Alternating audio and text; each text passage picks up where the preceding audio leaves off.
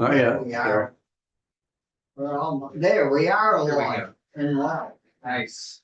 Welcome folks, and we'll quickly introduce ourselves and get fired up here. I'm the most important Brian on the committee, Brian Palomar from the Rutland District. Irene Renner to the north, which includes Fairfax. Second most important, Brian. I also think my ranking member, if I've been promoted to ranking member, I think I'm the bottom of the barrel of the committee. I think Bennington County. And my name is not Brian, my name is Rich Westman, and I'm the senator from the Ohio District. Yeah, and Bobby Starr from Orleans County. So welcome to our committee, and it's good to have you folks in. I know you do a lot of agricultural lending, and so I felt that it'd be good for you to give us an overview of how that's all going.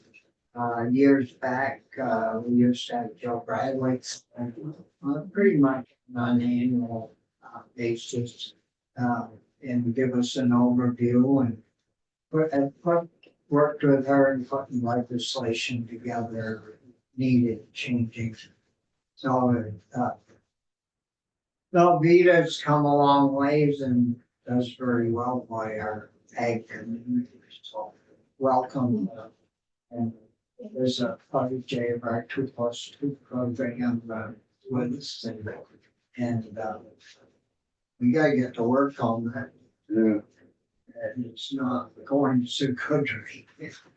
Yeah. But anyways, you'll introduce yourself. Sure. Thank you very much. For the record, I'm Cassie Polinas, CEO of VITA. And I have with me today Andy Wood, who's Deputy Director of Agricultural Lending at VITA. You're correct, it has been a while since VITA has been, in this room, or maybe it was the room. Actually, it's nice to be in this large room. I kind of miss the small room, but they kind of gave it to me as an office. Maybe you're the only senator of the president of Chowtown that has an office. Yes, bigger than the pro temp office. Well deserved, you put in some time here. So I'm actually very happy to have the opportunity to be here and talk about the work that we do, as it is fantastic work. I put together just a brief slide deck to go through, give you just a tiny bit of background on VITA and VAC and what our organizational structure is, because that can be confusing, although I know I'm speaking to some very experienced and seasoned legislators in this room, which is fantastic. But what we encounter sometimes is some confusion as to who we are, because we've got different entities. And then I'll go into our portfolio, give you an idea of the lending activity that we do, so you can see all the different sectors we lend to, give you some numbers. And then I'll describe our current as well as some of our past loan programs. And then finally, and I hope I'm not speaking out of line, I'll end with some requests that we have to expand our statute to address some of the gaps that we are seeing in the financing, agricultural financing spectrum. Sounds good. So with that, hopefully I can move my slides along here, although, oh, thank you, Andy. So, back.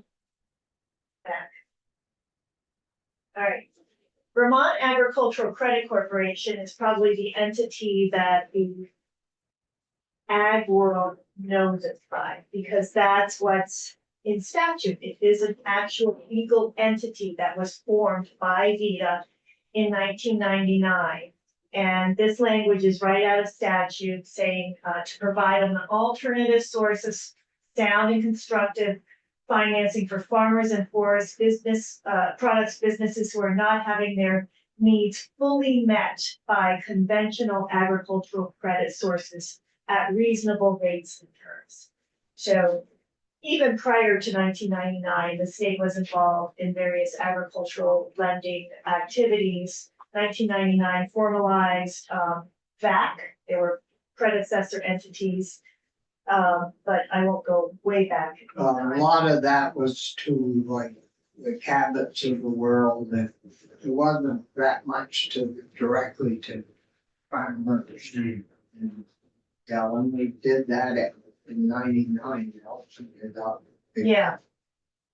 And that predates me, but I know you've been the chair of this Yeah. committee for a long time, and it's really actually great to have that institutional knowledge.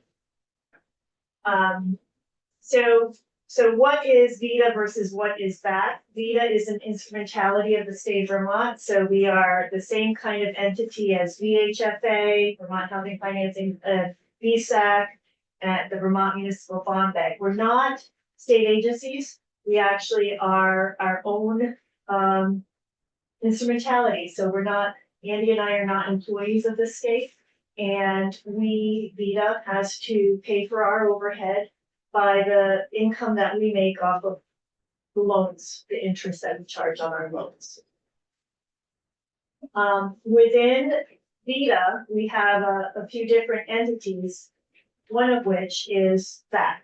Okay, and VAC is a nonprofit. We also have a couple of others that we use for small business loans. So for instance, Vermont 504 Corporation allows us to access certain SBA loan programs. VSBDC, another nonprofit, allows us to, among other things, access very good money from USDA, 1%, 30 years. So we're always looking for the cheapest source of funding so that we can pass along that to our borrowers. Now, did you explain what VAC is? Yes. Vermont Credit Oh. Corporation. Yes, sorry, yeah, so acronyms, if I get too many No, that's acronyms, fine. please stop me. So what is our connection to the state? Our connection to the state is at the VITA level, where VITA as an instrumentality, our primary source of funds, we're like a bank, but we don't take deposits. So we have to borrow from other larger banks. And we are very fortunate in that the state, the treasurer, gives us moral obligation that helps get us the best terms on that money. So with the state's backing, the state's moral obligation, not the pledge of full faith and credit, but step below that, we can get better rates from the likes of JP Morgan and TD Bank and so on. And then we relend that money out. So that's our primary source of funding. Within VAC, we also have a relationship with CoBank, which you may have heard of. And CoBank is a wonderful finance partner. They are part of the larger farm credit finance system. They know agricultural lending. We have a super relationship with them. That financing is not part of the moral obligation pledge that we have from the state. So it is more expensive. So we use that as kind of a as needed basis, if you will. If our ag lending is really ramping up, we've got access to that line of credit from CoBank. From a identity standpoint, what we're working on is being known as and to the external public facing side.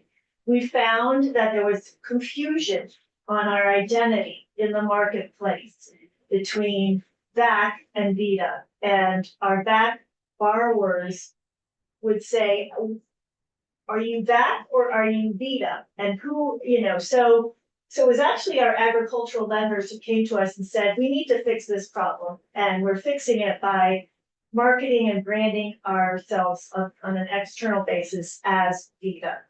So we've always been Alvita employees. The VAC piece is in statute, it's kind of a, behind the scenes, if you will, organization or structure. We don't want anybody to think we're getting out of ag lending. And so that's a very important and careful message that we've been communicating. Okay, as far as what VITA as a whole does, about 1/3 of VITA's overall portfolio is in the agricultural sector. So it's significant. It's very, very important. The rest of what VITA does is all classified as commercial, but it's, I don't know, 20 or so different loan programs that address, for instance, loans to regional development corporations, which is a whole sort of subset of what we did. Energy loans is also part of VITA, although we do energy loans in ag, and I'll show you that in a few minutes. But because of the way the statute is written, they're considered VITA loans, but we can do them in the ag sector. We have small business, we have commercial. So anyway, the point of this pie chart is agriculture is significant to VITA and will continue to be significant. Just what's the difference between small business and commercial? That is a great question. Not a lot, other than, we have on the previous slide where I had the org chart, there was Vermont Small Business Development Corporation, the SBDC. Loans up to $500,000 can be done through that corporation that we can fund through borrowings from USDA under the intermediary lending program. So it has more to do with funding source than anything else. That USDA, go ahead. No, but and the small business would be able to access the federal loans. Yeah, yeah. And the commercial would. Yeah, it's all, Okay. this is kind of behind the scenes. Okay, that's all I need to know. Yeah. We have so many different funding sources and that drives some of the eligibility criteria and structure and so on. Which gets complicated when we try and explain that to the public. So we're working on really like, don't worry about the acronyms, don't worry about the loan program. What is your need? And we'll figure out where we can fit That's it. helpful, thank you. So within the agricultural sector, that 1/3 of VITA, 40% of everything we do in ag right now, as of the date this pie chart was created, which is pretty current, 40% is dairy. And then there's everything else. That has actually declined over time. If you've seen previous presentations, dairy was like around 60% of what we did. Well, we're under 500 dairy farms. So. Yeah. And is the reason for that, do you have caps on your loans so that big farms they still get money from you folks? We can loan up to the FSA guarantee maximum, which I think is around 5 million. It's actually 5 million is our limit, statutorily. We typically aren't the first choice opportunity. If you For put the there. big guys. Yeah, our definition, if we said it, don't have your credit needs fully met elsewhere. If you're at those larger scales, Farm Credit or other banking institutions offer discount pricing, for large relationships. So usually their needs are being fully met elsewhere. Yeah. But not through you. We do have small relationships with some of them, but we cannot act as a primary lender for most of them. It's just, we're not quite the right institution for that on the larger. In the maple end of it, I mean, that's, I think, almost doubled here in Vermont, the number of taps today compared to even 10 years ago. Is that a big part of, or it's 15% of the of the total, right? 15% of our total, but we are not 15% of the state total. Yeah, no, that's just our pie. I mean, that's a great question. If you look at the numbers over there on the right side, we've got 89 loans for 12.7 million, I think, and that's loans. So one borrower could have more than one loan, although in Maple, it's not like, they're not likely to have lots of loans the way they Well, are. up in Island Pond, they've gone big. I don't, can't even imagine how many taps they have, but it's some Canadian or foreign outfit that I think owns that. Yeah, I'm not sure who owns that, but I do believe it's back through Equity Holding Company. Yeah. Cassie, are those millions of dollars? Yes, Oh, okay. Cause I was under other classifications, I'm trying to do the math in my head. $7,500 divided by 77 loans is like $96 and, sorry. you know, I should I'll have- loan 96. So, okay, yeah. Glad I'm not dealing with you. Me too. Better take its interest rates. That's right. Um, Okay, so that's all million. yeah, sorry, should have put that there. Yeah. Back to the question of like, who besides VITA is lending in the ag sector? So it is a sector as a whole that's not really overbanked, if you will. The traditional lenders, the commercial banks, Yeah. do lend to the agricultural sector, but on a very sort of selective basis. So really the strongest businesses out there can access that capital. So that goes back to why was that formed? That's one of the reasons. There's another lender that you're familiar with, I'm sure, Farm Credit East, formerly known as Yankee Farm Credit, part of the Farm Credit system. Super partner oftentimes with us on loans. Guaranteed, right? They like to get your guarantee of loans. Well, that may be FSA that you're thinking. We work with FSA and they guarantee our loans. They We'll guarantee. participate with, take pieces. And actually, it's through Farm Credit East that we're able to access CoBank. They're kind of in between us and CoBank. So they're a terrific partner, but again, they tend to be a little more selective on their borrowers.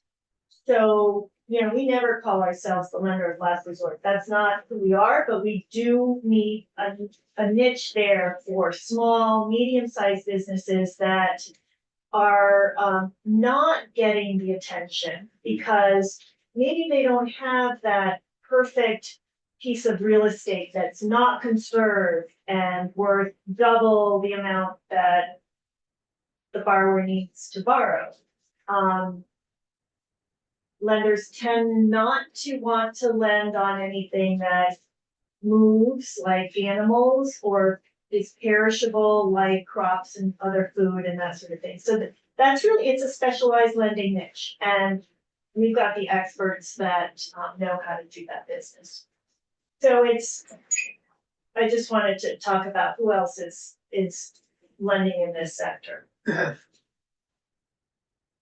As far as our activity during the last 5 years, this is the number in millions of loans that we closed, and you can see, 2019 pre-COVID, and then COVID hit. 2021 probably includes some of the PPP activity that we did, but we see it is declining, and that's reflective of the decline in the dairy industry. I think it is worth noting on this slide that through 6 months of fiscal year 2024, we are ahead of where we've been in 22 or 23. Anything up a little. Optimistic that we'll come in closer to that 2022 figure. Thank you. Oh, that'd be good. Yeah, the dairy, I would expect larger relationship sizes than say a crop farmer, berry farmer.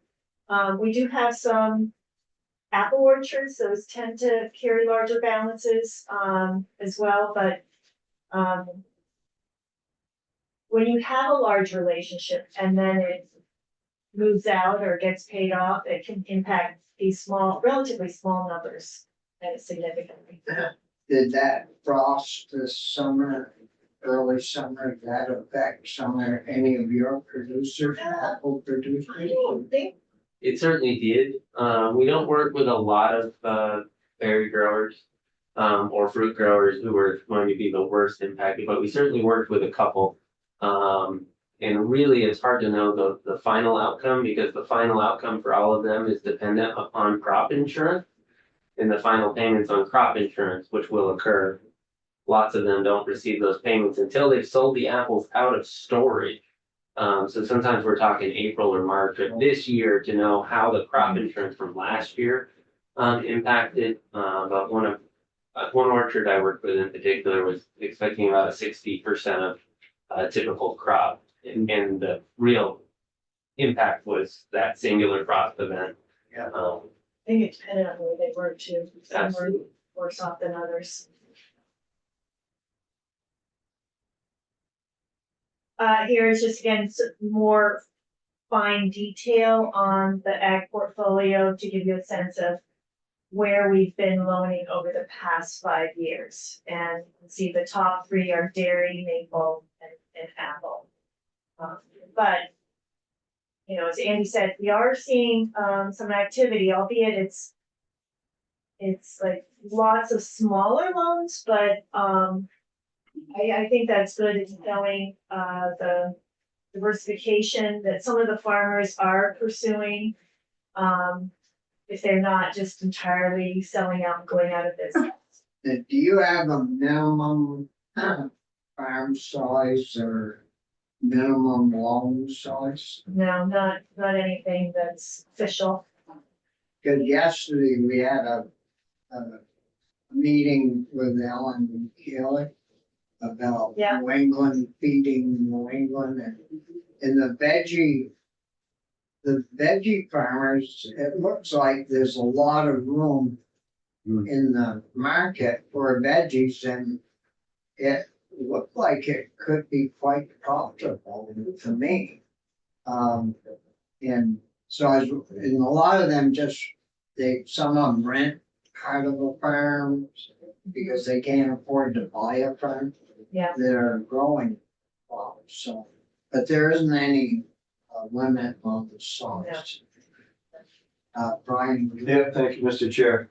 So previously today, because I wouldn't have thought about this before, but we had some folks from the cannabis industry and I don't see them listed. Is that because there's a federal intersection of problems potentially of lending money to folks that are involved in that? Yeah, it's complicated. We did have some loans, I don't know if we still do, for hemp when Yeah. that was sort of a bubble. But on the cannabis side, because we get our money from federally regulated institutions, our hands are tied with them. Okay, that's what I think. Great, thank you. So what we're seeing in the northwest part of the state, I would say, is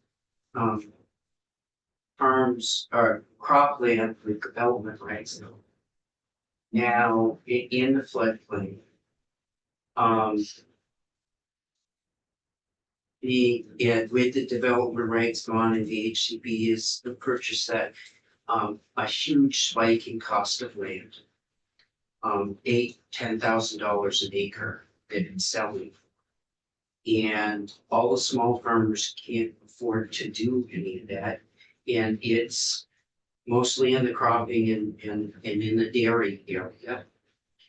And would people come to you for those loans?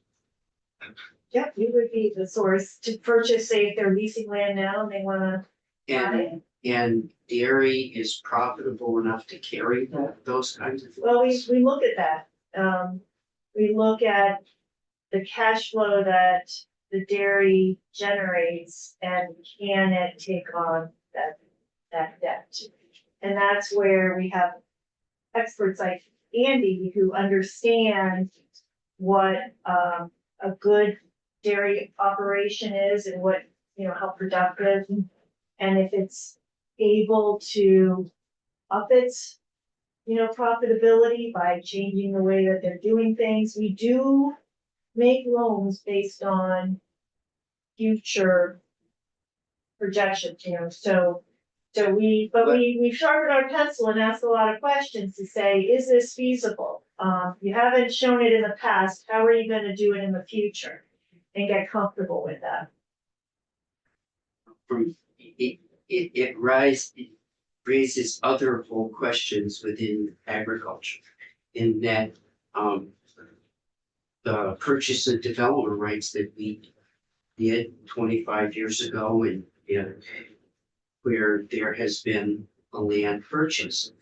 We did it mostly to help people intergenerationally. And there was an interest in keeping small and medium-sized farms alive. And with prices like that, they're all being driven out. And the only thing left is very huge farms. And there is no opportunity on that sort of cropland for someone with small vegetables to come in and switch it over if it's all being gobbled up at that price. So it just for me is, I'm not opposed to loaning the money, but some of what the repercussions of being able to create markets like that, and if we put money into development pilots and we facilitated people that purchased land 25 years ago for a few $100s with state money, and now they're going to sell it for property for millions. What that all looks like is, it's disturbing to me. Yeah, so, but if it's been conserved, we would need. Well, if it's been conserved, but you conserve land that is already in a floodplain, that already had restrictions, and there would be no development. Mhm. So the only thing you're doing is, we conserved it specifically to help young farmers move on in the next generation. Well, So, yeah, and and maybe if there are huge profits and we're facilitating that for the individual that's in the back, what's it back to us? what's back to the state? How did the state get, yeah, If going and coming, we're helping them. Is this what we want? Yeah. I think a couple of things I'll note on our funding is, we do rely upon appraisers for experts in valuation of those properties.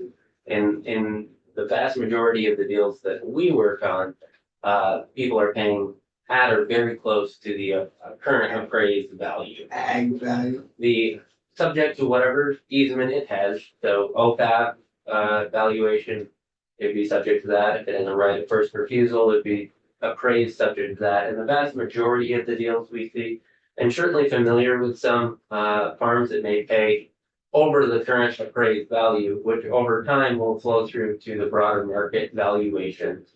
And how that plays out. We do not typically finance deals where individuals might be paying considerably above the appraised value. Usually those are stronger farms with entrenched banking relationships, easy access to credit that would be paying considerably above market. With that said, the value for OPAP properties has increased tremendously in the last number of years. We're certainly familiar with that. And I do think it's always important to note that the farmer that is exiting and selling that property, that can be a very important source of their retirement, is the value of that land. So there's two sides to to that point that, Well, they never could have purchased the property without us helping them buy developments 25 years ago. And I'm seeing in my area, land that is conserved selling for just as much as land that's not. And it's all in floodplain anyways and can't be developed. So if we help them acquire that land 25 years ago, what do we do for a next generation of small farmers as we see the consolidation of agriculture into larger and larger farms? And is that? And land's not the only variable. Volume for sale signs. No, it's just, what do we want agriculture to look like? And as we talk about more people raising vegetables and that stuff, if the land is being gobbled up in the larger, is that where we wanna put our resources? And is that where we wanna put our help? But it's being bought by these larger Yeah. farmers with equity companies behind them. That are betting that these farms or that land and the farms are gonna be worth more in 20 years, way more than they are today. So, And this is no criticism of you, it's just, what do we want as we go forward? And we saw this yesterday in what the church showed. Much of the agricultural land is now people over 65. And we don't have young people coming into the business. some are in their 80s. Yeah. Still at it. Well, and the category that is in their 20s and 30s that are coming in is very small.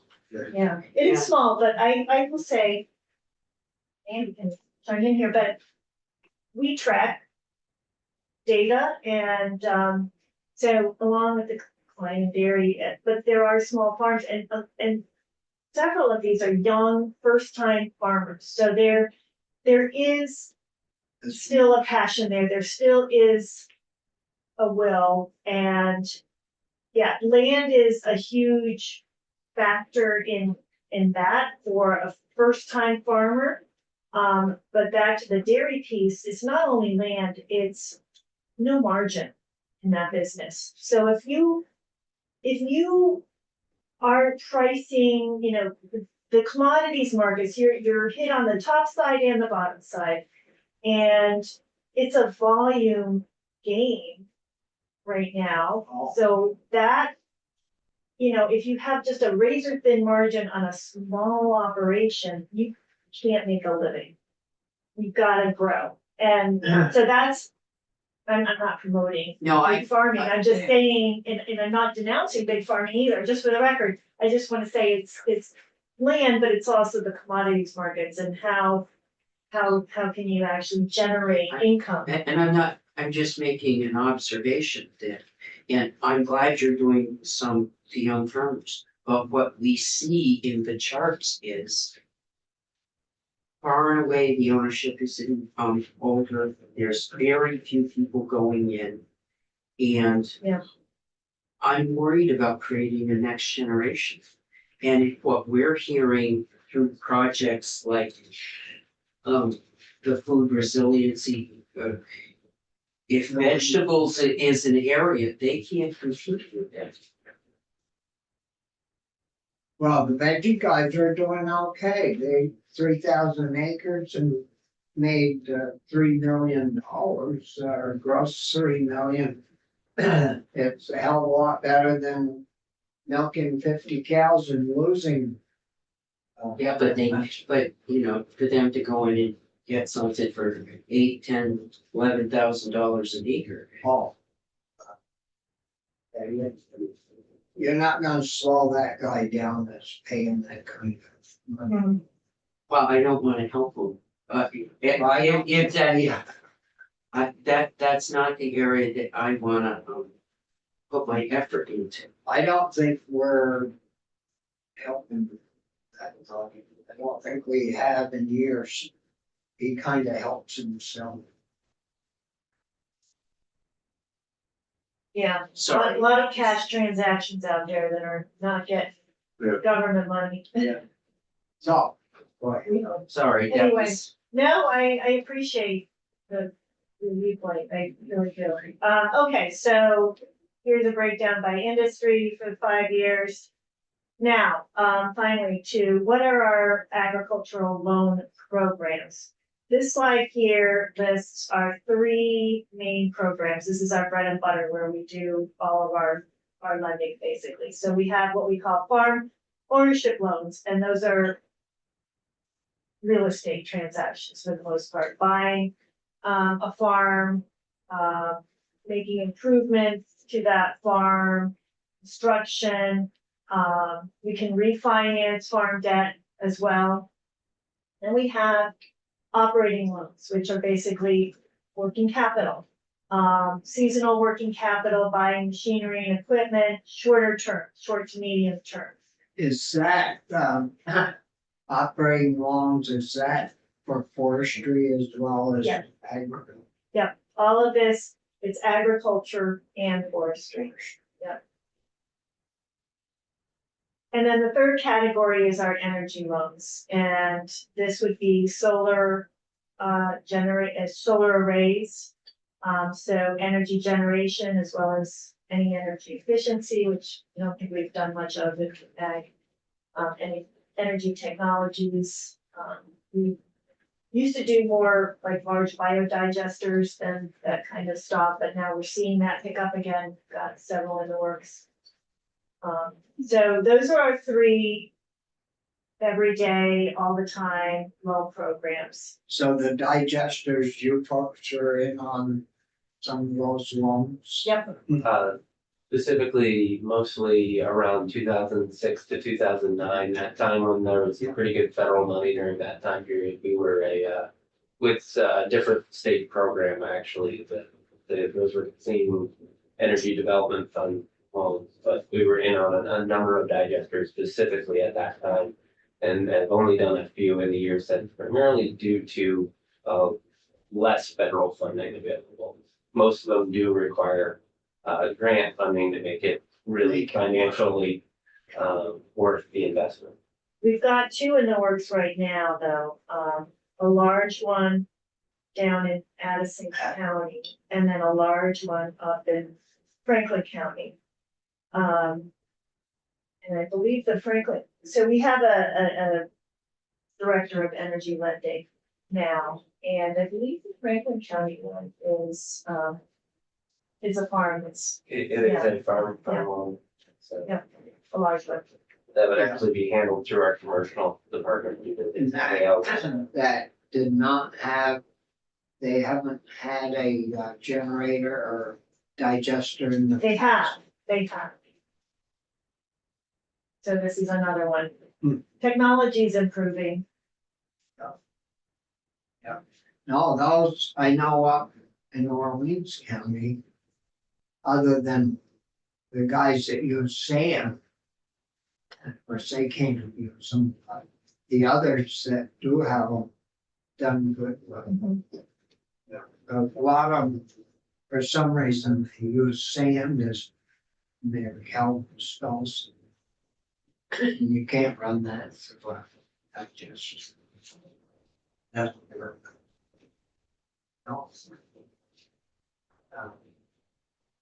No. We've actually had interest from out of state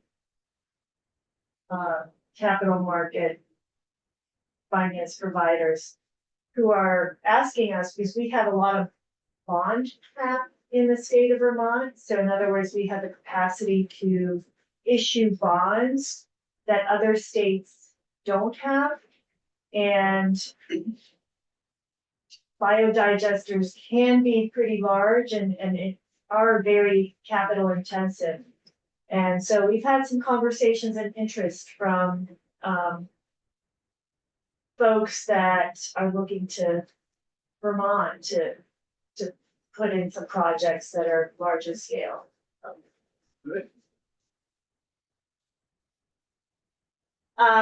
In addition to those three sort of everyday, all the time programs, we have had several sort of one-time special loan programs in the past.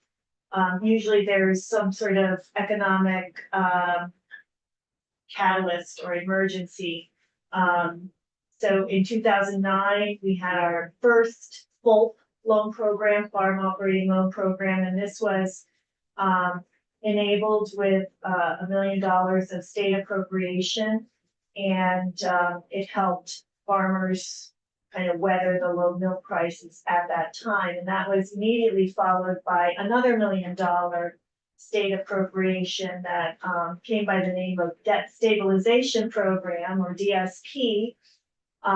So that was, you know, on top of the previous 1 million, another million to kind of weather that prolonged low milk price situation.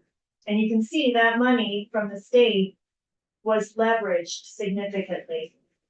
So $2 million in total turned into about $53 million in loans in total. So that's one of the great things about VITA is that we can leverage funds. We also had a very small organic dairy transition loan program funded with a grant from the Working Lands Enterprise Board, $75,000. And this was well before the sort of crash in the organic dairy sector. But we did help about 6 farms in their transition to organic farming. And then in 2018, we had a second full loan program, again with help from the state, $250,000 appropriation that we used to help 21 farms kind of weather that specific dip in milk prices. So the state's been key, obviously, in helping kind of through any crisis situations.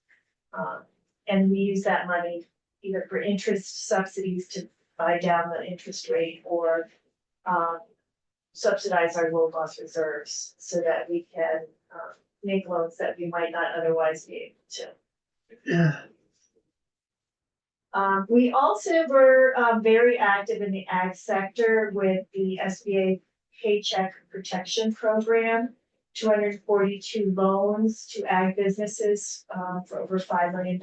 And we're really pleased about that because it was quite sort of rocky, I think, at the beginning of the PPP program to try and help the ag businesses because of the way the SBA program was rolled out, and it wasn't really geared towards making PPP loans to ag businesses that file on a Schedule F versus a Schedule C. And so we made it work and it got going, and actually towards the end of the program, we saw quite a bit of activity with ag businesses coming in. And then finally, our most recent program was the forgivable loan program that was funded by a grant from the Agency of Commerce and Community Development from money that they received through the ARPA program. And this was a continuation of the efforts during COVID to help businesses that still were not back on their feet, even after the official end of the pandemic. So within that, we did 48 loans to ag businesses to $3.2 million.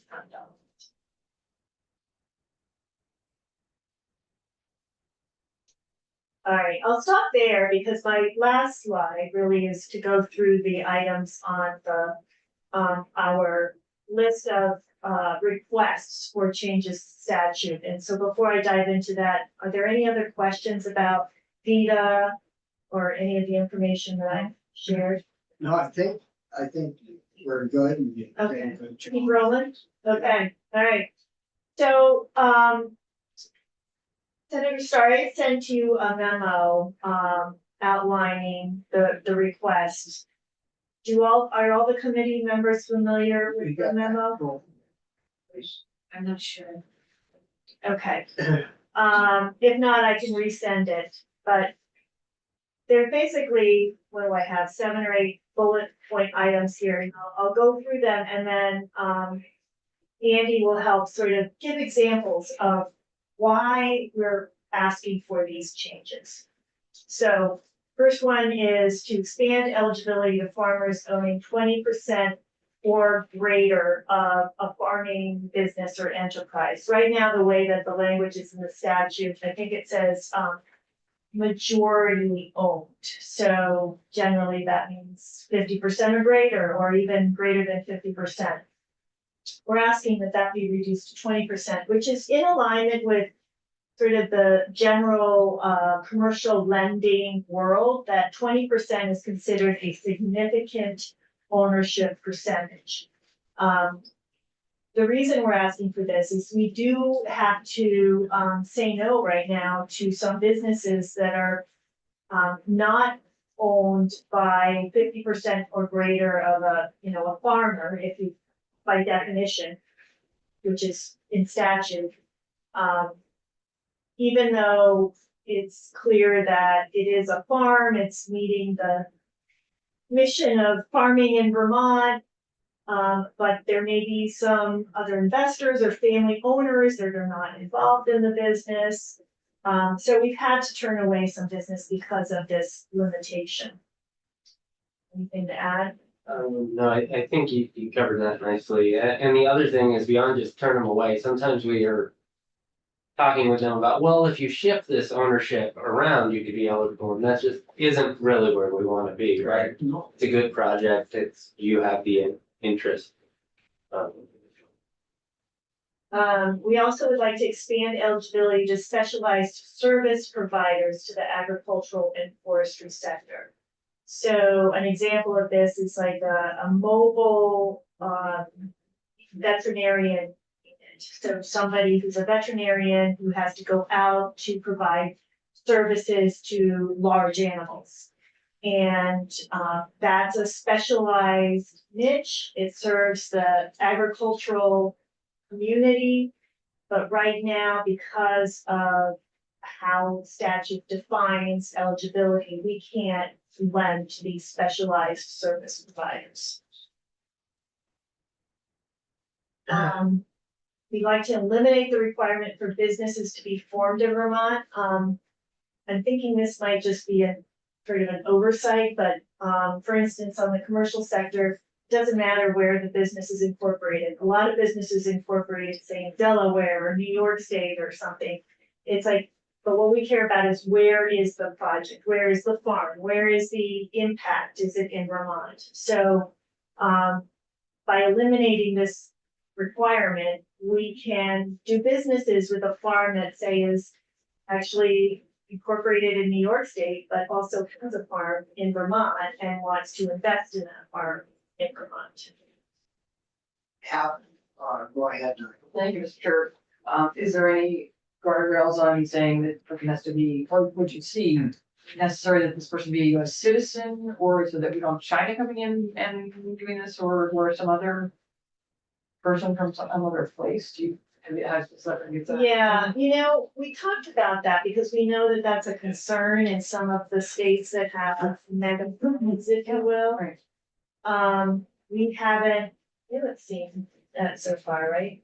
We have not, we obviously don't have this requirement. I don't know that we've seen the exact draft of the language.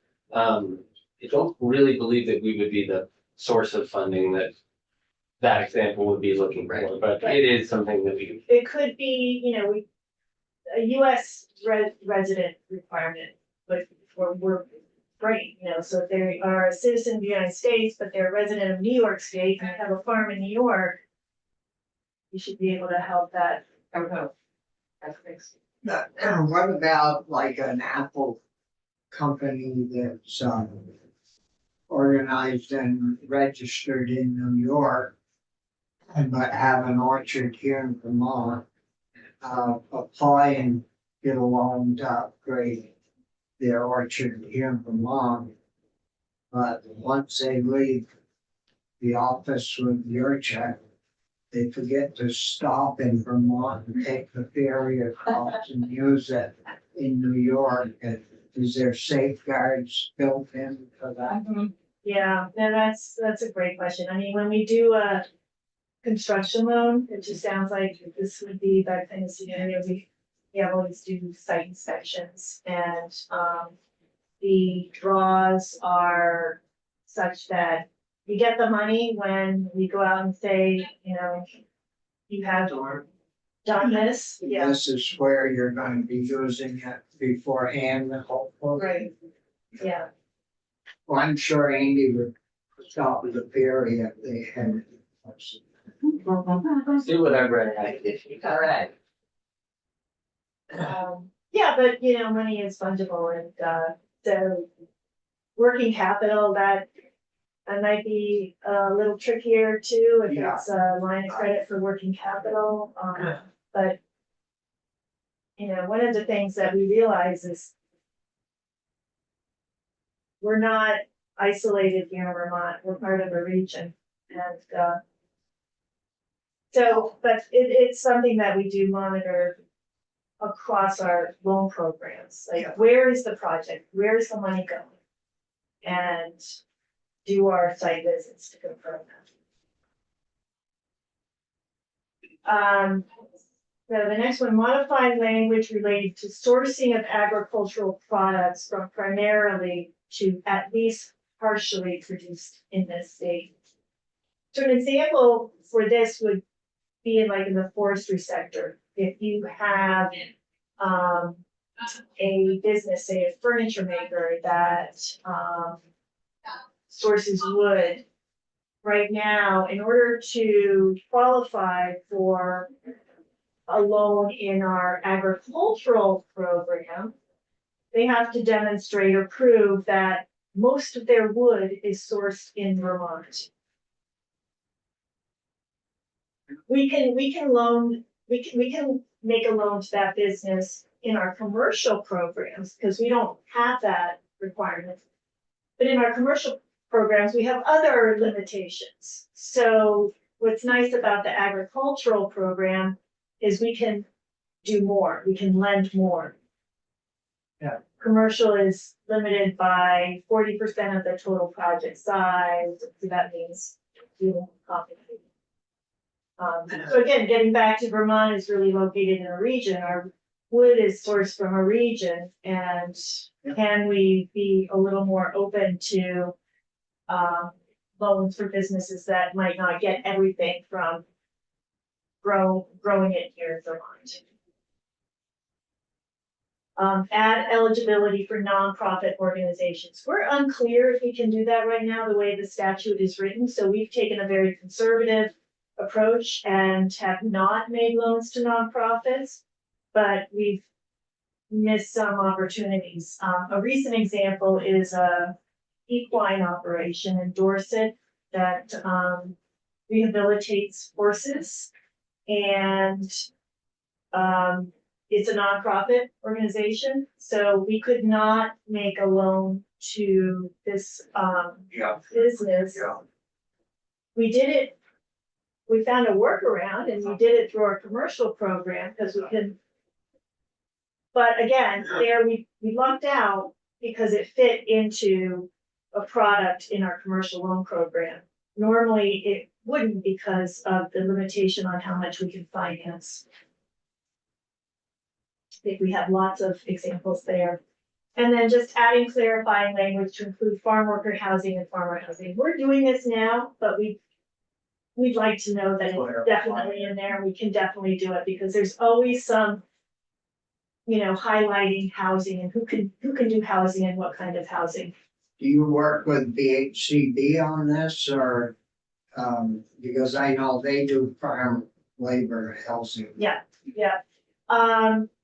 We are often part of a project with VHCD, but what they do is different than what we do. It's different sort of gaps that we fill.